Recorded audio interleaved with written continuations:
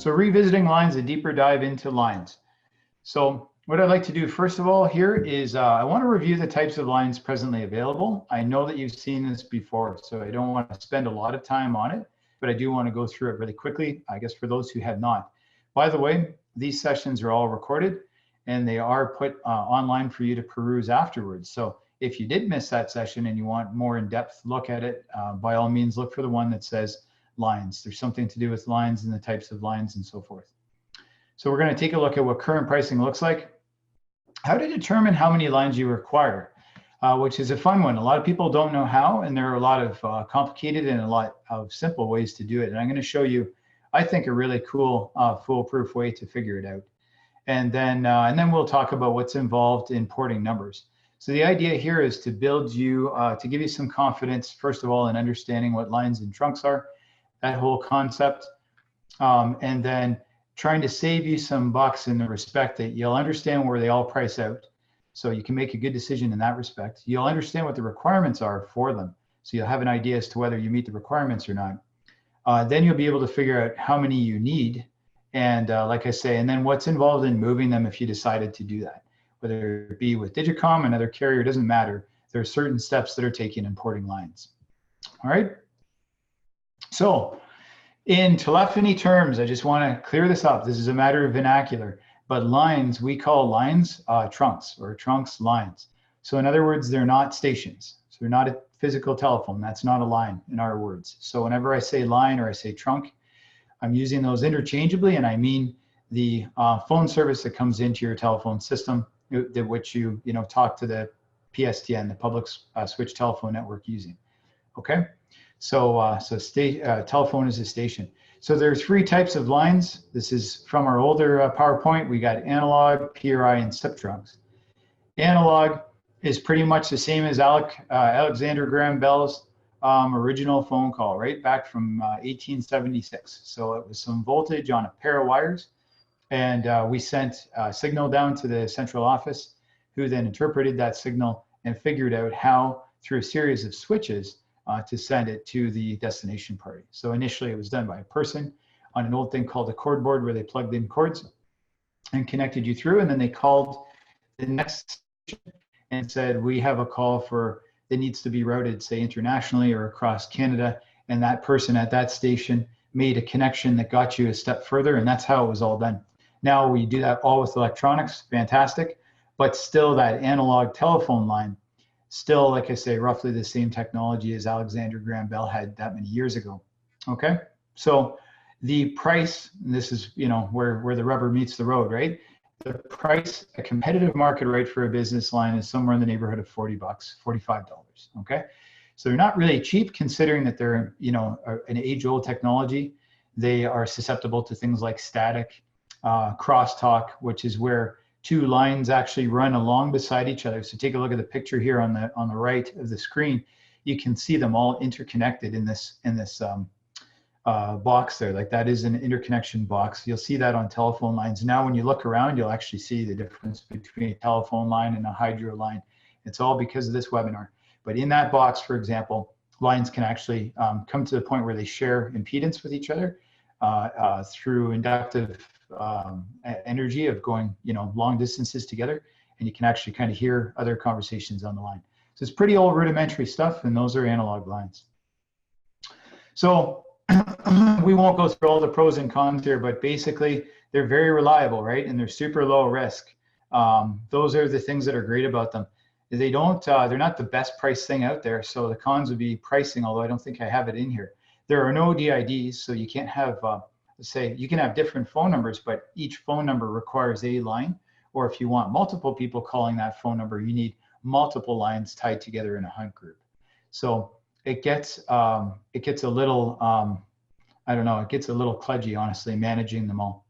And of course, it doesn't do much for conferencing. So there's really no phone system out there that will allow more than 3 people to bridge a call together, unless it was a conferencing system of some sort. So just none of the PBXs that Digitcom sells or any of the other interconnects sell will allow you to bridge more than 3 analog lines together, because there's voltage drop. Okay, so they're just not really kind of up to par on what we expect out of lines today, is the truth. So PRI means primary rate interface, which means nothing to anybody, but basically what you want to know is this is your digital T1. So this is a T1 circuit that's been used for data and for voice for a long time. And that circuit, which is generally one pair of wires as well, but that circuit can be broken into 23 different trunks. So it's amazing really that the same technology that runs an analog line can run 23 trunks if you put the right equipment on both ends, okay? PRI works with virtually any phone system out there as long as you have a PRI card. And they're not even very expensive anymore, to be honest. Now the PRI costs you a bit of money because you're buying all 23 trunks. And so it's about $580 a month-ish. $550, $580 would be a pretty good rate for a PRI. But you get 23 trunks. So even if you just needed 10, you get 23. And even in the days when they did offer partial PRIs, they called them, so say 10 trunks or 15 trunks you could buy, it was only marginally less expensive than all 23 because they're taking the liability of all 23 trunks on when they serve you. So in other words, if you've got 15 trunks and the entire thing crashes, all of your lines go down. If you have 23 trunks on there and the thing crashes, 23 trunks go down, all of your lines go down. The point just being that from a service level agreement standpoint, the liability, the cost of them delivering it is about the same. So your billing has to be within the service area of a PRI provider. And of course you need a special card in your phone system, which like I said, is not very expensive. So it's kind of neither here nor there. All right, so some pros and cons. The pros, it's extremely reliable, high quality voice, 23 channels there. You get DIDs, okay? So you get direct inward dial numbers. That means then I've got my 23 trunks and I can say, gosh, I want 50 phone numbers. And now as long as those phone numbers are local to that area, because they still got to be local to the PRI provider, but as long as those are valid local numbers to that provider, they can give you more phone numbers than you have actual channels. Likewise, if I call one number 20 times, it will go through as long as 23 channels are available on the PRI. Okay, so it's really neat, quite dynamic. Even small systems, large systems, you know, can all integrate a PRI as long as you've got PRI service in your area. The question is whether or not it's worth the $500 and some odd per month to have all those channels. So the cons, if one goes down, they all go down. So all of your channels, you know, you live and die by that same piece of wire. So if those two wires go down, you have a problem with all 23. Whereas with analog lines, for example, if a pair of wires go down, you still have all the other pairs that make up the other analog lines. All right. So you've got to buy 23 channels, sorry, even if you need a few. Now our SIP trunks, right? So SIP is the current, you know, the current top gun in trunks, if you will. Really because internet has got, pardon me, a lot more reliable, and the transit itself is higher quality. And so we can deliver calls like this, for example, that are very good quality in general over the internet, and therefore your trunks coming into your office may as well use that same approach. They end up being a lot cheaper, somewhere in the neighborhood of $25 to $18 a month. I know that looks backwards, but that was deliberate because it's really based on quantity. So if you're buying, say, 10 trunks, most providers are going to offer them for around 18 bucks a month. If you're buying one, it'll probably be $25. The other neat thing too about them is if you get backup SIP trunks, so some providers, Digitcom included, offer backup trunks, and they charge you way less for them because you're not using them daily. Whereas once again, if we go back to the PRI or the analog line, the telco offering those lines has to charge you the same amount because it costs them the same amount to deliver it, and there's the same amount of liability. So regardless of your plan to use it, it costs the same amount of money, and they can't really do anything about that. Whereas with SIP trunks, the cost of delivering them is so low, the cost of the trunk is lower, right? And so we can wheel and deal when it comes to backup trunks that you're not going to use a whole lot. All right, quite often too, you get long distance bundled in and neat things like that. So when you look at the surface cost at $25 to $18 a month, you're likely getting a lot of long distance minutes in for free with that, which on my prices on the previous two slides aren't indicated at all. You don't get free long distance with those trunks in general, not the prices I'm giving you.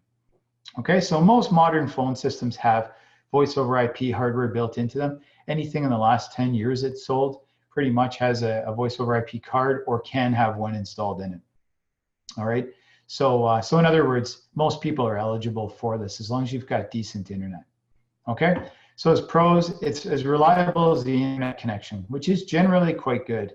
DIDs are available from all over the world. So just like I said with the PRI lines, you buy so many SIP channels, let's say for sake of arguments, 23, 25 channels, 5 channels, doesn't matter, but you can get an endless number of phone numbers, and you can get them generally from all over the world. It's really a restriction of your carrier and the relationships they have. But I can have, and Digicom does have, UK phone numbers and Chinese phone numbers and you name it.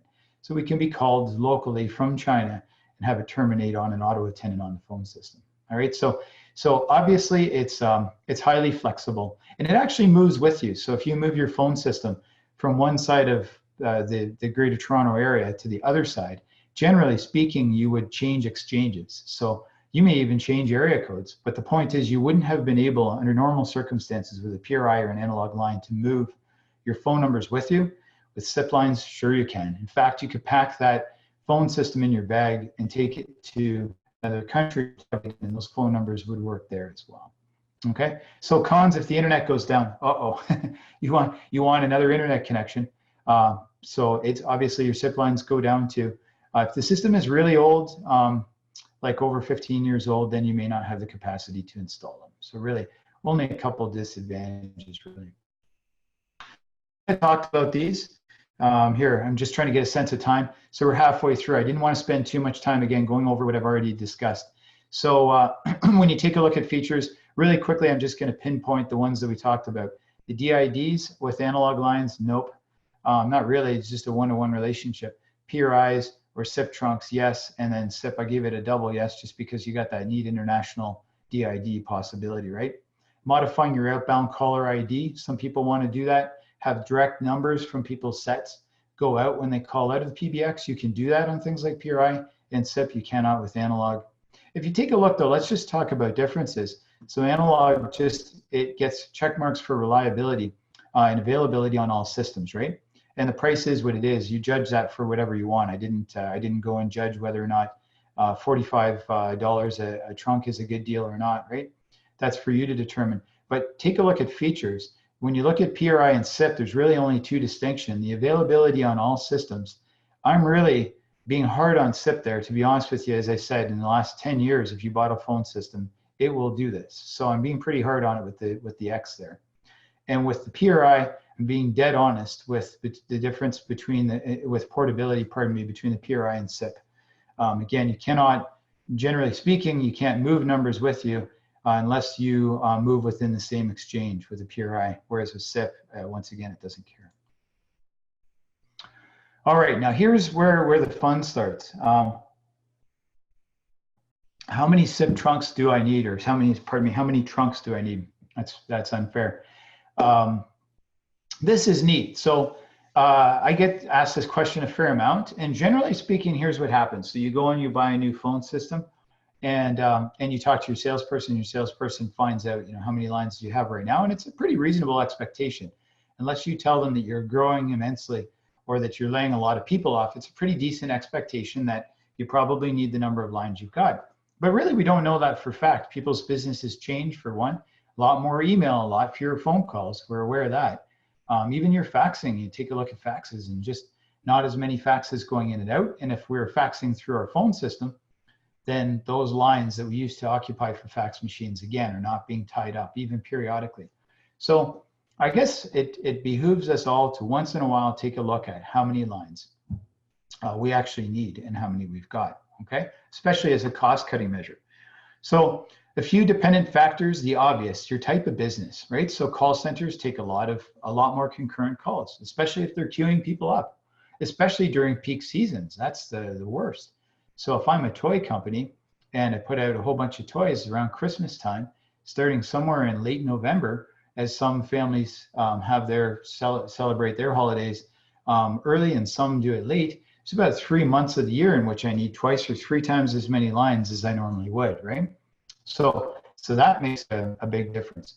Your manufacturing companies, warehouse companies, for example, and these are just some examples off the top of my head. I could list them for hours, but they require much fewer because generally speaking, the people working in the warehouse have phones perhaps on various different podiums and so forth, but they use them internally mainly, and they certainly don't use them often, right? Whereas in an office environment such as Digicom, people are on the phone all the time, and the phone's on their desk, and they get used for internal calls and external calls at about the same rate. Okay. The other consideration is, are there consequences if a line's not available? So in the case of a 911 call center, the most obvious of the obvious, they can't afford to have a call go unanswered. I don't know what would happen besides the ramifications of somebody's life. I don't know what would happen to their business if a call went unanswered. My guess is they wouldn't have that business anymore. Okay, so some businesses would compromise satisfaction ratings though if calls go unanswered. So some of them, like Digicom, for example, genuinely want to answer every call. It's not a 911 life or death scenario, but want to answer every call. And so you would compromise customer satisfaction ratings if calls went unanswered, right? Some companies might lose big deals. Some companies, it doesn't matter. In fact, it's surprising to me the number of clients that I've talked to in the past where they say, yeah, it's okay. If our lines were gone even for an hour, it would be okay. We pick up our cell phones for the few phone calls that we need, and it wouldn't be the end of the world. Okay. So you really have to analyze that, based on your company and what your fault tolerance to be. Okay, so how to figure out how many trunks you require. So we've taken into consideration the social factors, the business factors. Now here's a rule of thumb for you as a starting place, but then I'm going to give you a neat calculator to figure this out. So rule of thumb for a starting place, most office places. So a normal office place it's about a 4-to-1 ratio. So it means one line for every 4 phones that you've got out there. Generally speaking, if you really put it all together and do all kinds of complicated math on it, you will find that the average number of office places, and this is really a fact, the average number of office places need one line for every 4 phones that they've got. If you do a little bit more business than that, or if you have a call center, a service center, something like that, then you take this ratio and take it with a grain of salt. Maybe you're looking at 2 trunks for every 4, or maybe it's 2 trunks for every 6 telephone sets. Maybe you change the ratio. Okay, so it's just a rule of thumb. All right, so 40 phones would require about 10 lines. So thank goodness for Mr. Erlang. So a Dutch mathematician created a formula. It wasn't for phone lines, incidentally. He created a formula to help us determine how many resources are needed for transactions. So you can apply this guy's work to how many tellers there are in a supermarket, to how many lanes you need on a highway, to how many phone lines you need in your building. And so he's got various different formulas, but specifically the Erlang B formula is what helps us determine how many trunks you need based on your busy hour traffic and your acceptable blocking. Okay, so, and don't worry, rest assured here, I'm going to show you a URL. We'll go through an example here of how to figure this out because it's really neat. And then compare it to what you've got and see if it seems realistic or not. So here's my practical low-tech Ejaye McComb example of to help anyone determine how many busy hour Erlangs, which is a unit of time, of course, you need. Okay, so what I did was this. I said, without a reporting package or anything, I said, if I was one of you, if I was one of my clients, how would I figure this out? I would go around the office and I would honestly ask people really simply. I would say, when do you think your busiest hour is? Especially those who are really busy on their phone. But when do you think your busiest hour is? Very honest research. So when are you on the phone the most? If they say, I don't know, then just kind of ask them to track the various different hours of the day and just write down how many phone calls they were on to people outside the system, okay, that hour.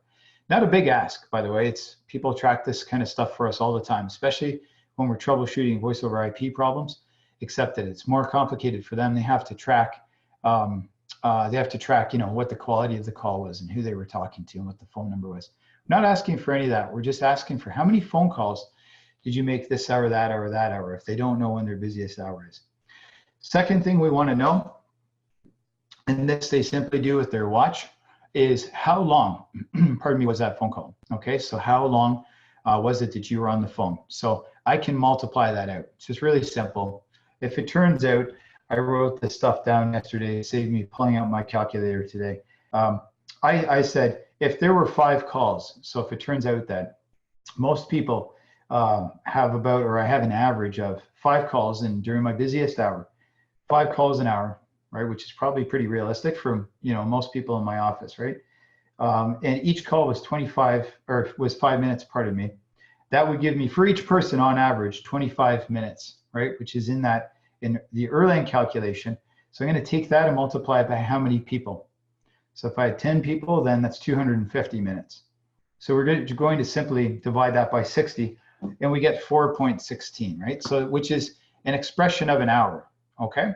So 4.16. So which makes sense, right? An hour would be a full 10, right, in that case.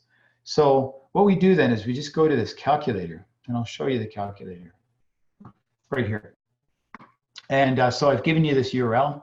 It is incidentally erlang.com/calculator/ERLB. ERL is in Erlang and B is in the calculator, because there are multiple ones for different purposes.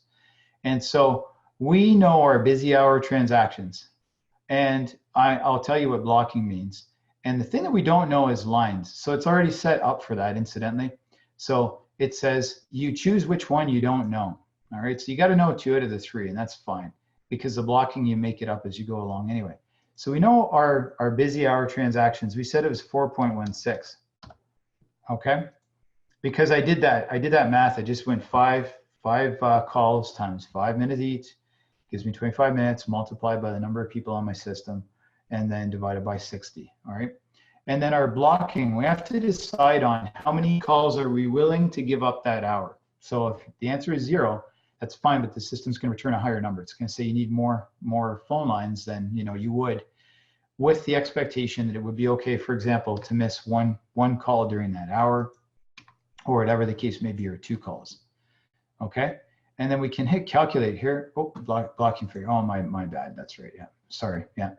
So so we hit calculate. There we go. And the number of lines. So it's saying right there that we need 10 lines, which is actually realistic because our blocking is so low. If we said our blocking was a higher number, so there we go. Our blocking being the acceptable failure, if you will. And this is a percentage, pardon me, I didn't mention that, I should have. If you read in here, busy hour traffic in Erlang's, number of hours of call traffic there are during the busiest hour of operation of the telephone system. So that's what we did with our sample, right?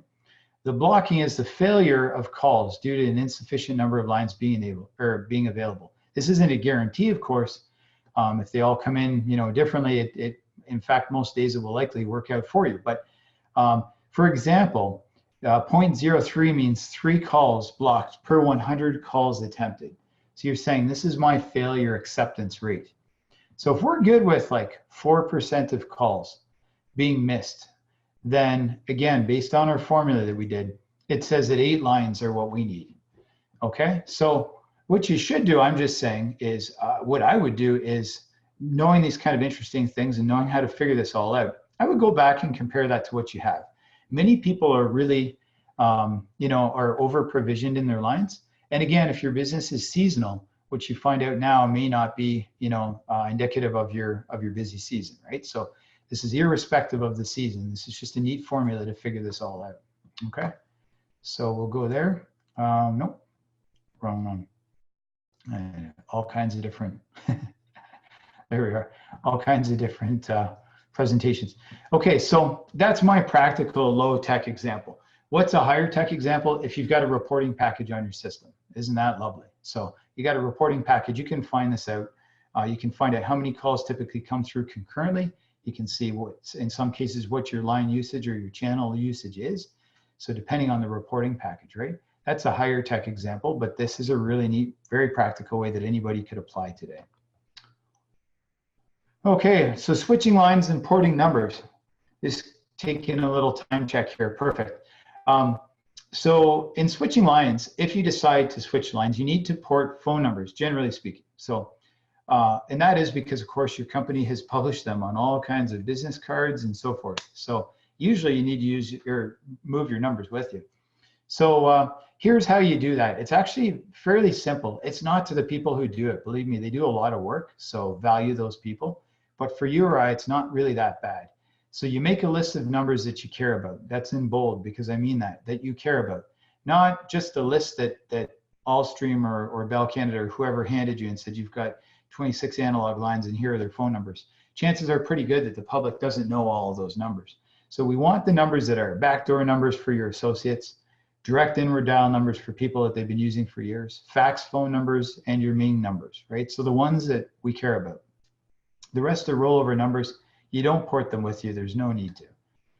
Then you provide that number or that list of numbers to your account exec, right? So they collect them and then they determine through a bunch of checks and balances and emailing people, they figure out what numbers can move over, and if they can't be moved over, what alternatives exist for you. So they try and talk deals with other carriers. They do whatever they can to make sure that you can move your phone numbers. All right, once they're believed to be eligible for porting, so let's say you decide, gosh, this is something that I want to do, a provisioner, so usually through your account rep, but a provisioner, a lines provisioner takes a signed letter of authorization. So it's just a single piece of paper that says, I, Ejaye McComb, authorize, am an authorized signature with this company, and I authorize, these lines to be moved from one carrier to another. All right, they also need a signed phone bill, and to be technical, it needs to be within the last 60 days. So basically you need to prove that those are currently your lines. Seems like a reasonable ask. So then they confirm some details with you, like your service address, make sure they know where you are and so on. They arrange a port time with you, and then technicians are scheduled if any work's required. So for example, if you were switching from an analog line to a PRI, there's a physically different piece of hardware that needs to go there. So there are technicians that need to come in from the carrier to install the PRI box, but then technicians that need to come from your interconnect to install the lines, right? So there's clearly work to be done. And of course they schedule those things with you. And then lastly, you, the customer, call the losing carrier. So the one that you moved away from, you need to call them after it's all said and done and make darn sure that they close your account, because sometimes they forget, they leave it open, and you get bills for months of phone lines that you haven't even been using because all of the numbers were ported. You would think that when you move a phone number over, the assumption is to that carrier that your relationship is kind of over and they should just kill the line, but they don't. So, and they continue to charge you for that line service, even though, strangely enough, even though you couldn't have called in on that line because it doesn't have a phone number attached to it. Okay, so, and before we run here, so that is what I have for you today. I hope that it was insightful. Again, a bit of a recap of the different line types, the current pricing for them, how to figure out how many lines you need and what's involved in porting. Okay, so again, session 2 of this is going to be specifically a deep dive into SIP. It won't get bits and bytes bad. It's not going to be that horrendous. But I do want to talk to you about what the requirements are for if you're thinking about going SIP, sort of your VLANs, your routers, and so forth. All right. Now there is a poll that I always ask everybody to take. So if you've enjoyed this, especially, I need you to take that poll. But here I will launch the poll right now. And if you have any questions at all, of course, type them in the chat window, and I'd be happy to answer them as best I can. And so again, I really thank you for taking the time today with us in this series, and for providing your feedback, right? If there's anything that you really want us to cover, either pass it to me through your account executive, write it to me at em@digitcom.ca, provide it to us in the poll as part of your input to how we're doing. And so again, I thank you very much for your time today, and have a good rest of the afternoon.